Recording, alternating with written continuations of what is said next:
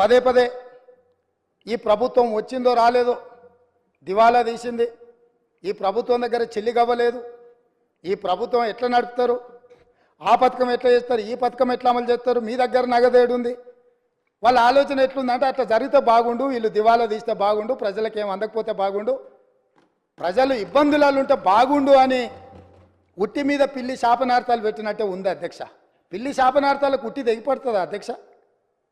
అట్లనే 9.5 సంవత్సరాల అధికారంలో ఉన్న మీరు కనీసము 100 రోజులు కాకముందే రోజు పొద్దున్న లేస్తే ఈ శాపనార్థాలు ఏంది అధ్యక్ష?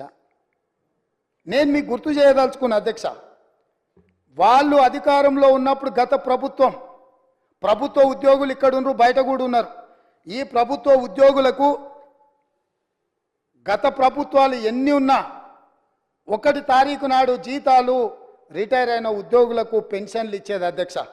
కానీ గత ప్రభుత్వం 25 తారీఖు వరకు విడతల వారీగా ప్రభుత్వ ఉద్యోగులకే జీత భత్యాలు ఇవ్వలేనంత పరిస్థితి, ఆర్థిక సంక్షోభాన్ని కల్పించి మొత్తం రాష్ట్రాన్ని దివాలా తీపించి ఈ రాష్ట్రంలో ఉద్యోగస్తులకు జీత భత్యాలు ఇవ్వని పరిస్థితులు కల్పించి ఆ స్థితిలో రాష్ట్రాన్ని మాకు అప్పచెప్తే కష్టపడి ఆలోచన చేసి విధి విధానాలను సవరించుకొని మా ఆర్థిక మంత్రి, మా ఉప ముఖ్యమంత్రి బట్టి విక్రమార్క గారు కష్టపడి మొదటి నెల 4 తారీఖు లోపలనే జీత భత్యాలు ప్రభుత్వ ఉద్యోగుల ఖాతాలు వేసినాం.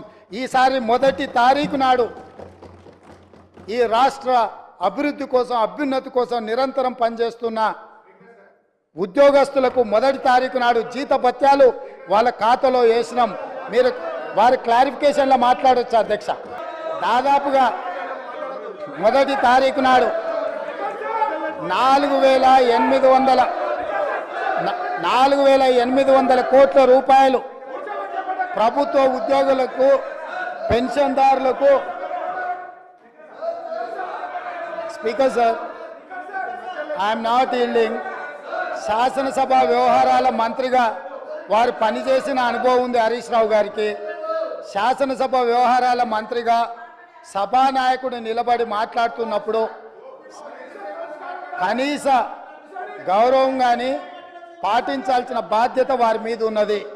కాబట్టి ప్రభుత్వ ఉద్యోగులకు, పెన్షన్దారులకు ఈ నెల మొదటి తారీఖు నాడు మేము జీత భత్యాలు వాళ్ళ ఖాతాలో వేసినాం అధ్యక్ష.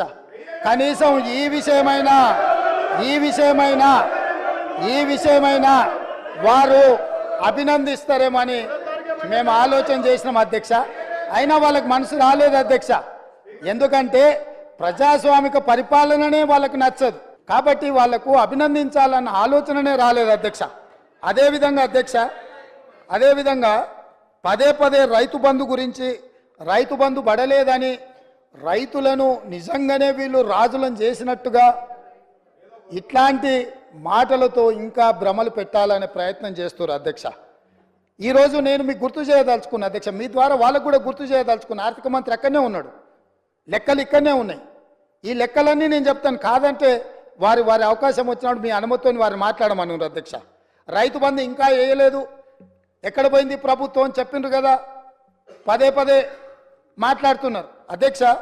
2018-19 యాసంగి రైతు బంధు 20-10-2018 నాడు మొదలుపెట్టి 30-3-2019 5 నెలలు పట్టింది అధ్యక్ష. 2018-19లో యాసంగి పంట రైతు బంధు 10వ నెలల మొదలు పెడితే 19లో మార్చి 30 తారీఖు వరకు వేసింది అధ్యక్ష. 5 నెలలు పట్టింది వాళ్ళకు 2018-19లో రైతు బంధు వేయడానికి.